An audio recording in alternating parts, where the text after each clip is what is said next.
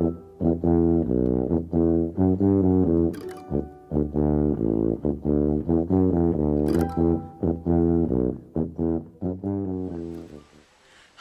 I'm Julie Lookatch, Communications and Outreach Coordinator for Ganami Beginnings Preschool and Kindergarten.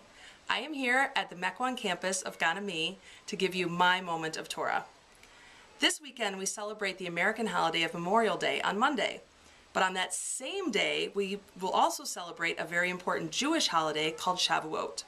Shavuot is referred to as Zaman Matan Toratenu, the season of the giving of our Torah. It is the time of year when we celebrate God giving the Torah to Moses and the Israelites at Mount Sinai. The actual Torah portion for this Shabbat is called Bamidbar, which translates to wilderness. Rabbinic tradition says that the Torah was given to the Israelites in the wilderness rather than in the land of Israel, so that the tribe could not claim ownership over it. By doing so, God sent the message that everyone has an equal claim to the words and teachings of the Torah. This makes Bamidbar the perfect lead-in to the reading we do on Shavuot, which is what I would like to discuss today, the book of Ruth. The story of Ruth takes place in the land of Moab, which was a country not far from Israel.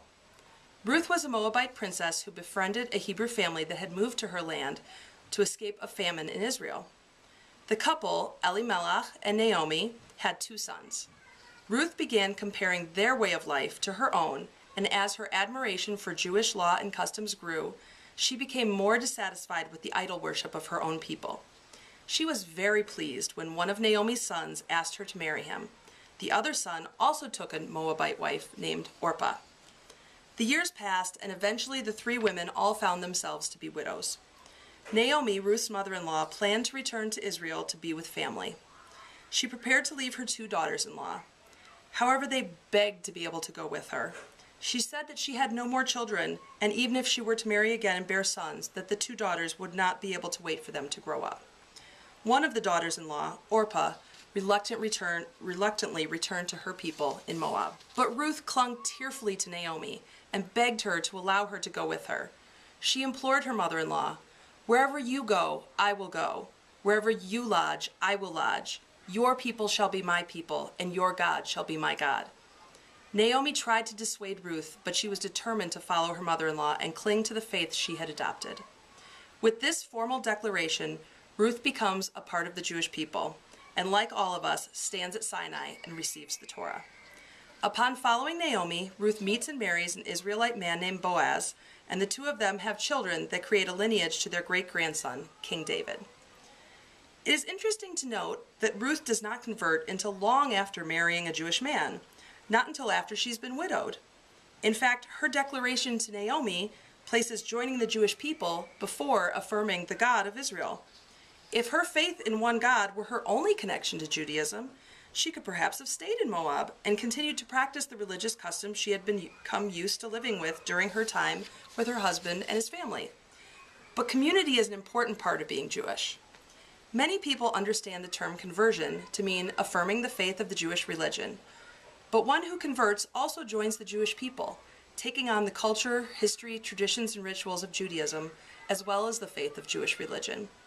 In addition to believing, there must also be a sense of belonging. This explains how many people in our community choose to live a Jewish life long before they go through the formal conversion process, involving months of study, going before a panel of rabbis, and finally immersing in the mikveh.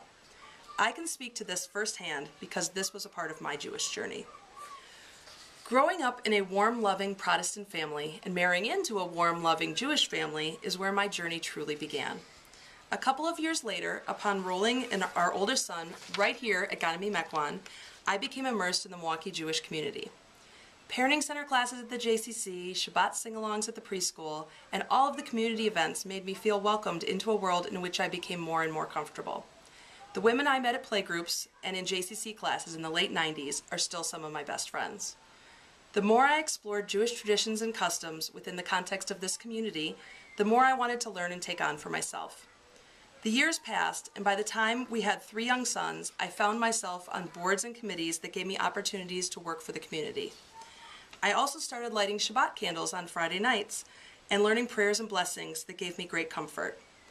My time had come to stop living as a resident alien in the Jewish community and declare my willingness to officially join the mishpacha, family. In the ethics curriculum we use at Ganami, we teach the children that Hillel said, "Do not separate yourself from the community." Being a part of the Jewish community in Milwaukee has enriched my life in ways that I can't even express. Being a part of the Jewish Community Center and having an opportunity to work with the faculty and families of Ganami after spending so many years as a volunteer and a parent of the program is something that gives me great joy. The people I meet and have an opportunity to learn from guide not only my personal Jewish journey, but my human journey as well. Shavuot is the perfect time to read the book of Ruth because it reminds us that the words of the Torah are free to all people. It was given to the Israelites in the wilderness so that anyone with sincerity and faith can pledge their fate with the Jewish people and enrich our community with their journey. That's my moment of Torah, Shabbat Shalom, and Chag Shavuot Sameach.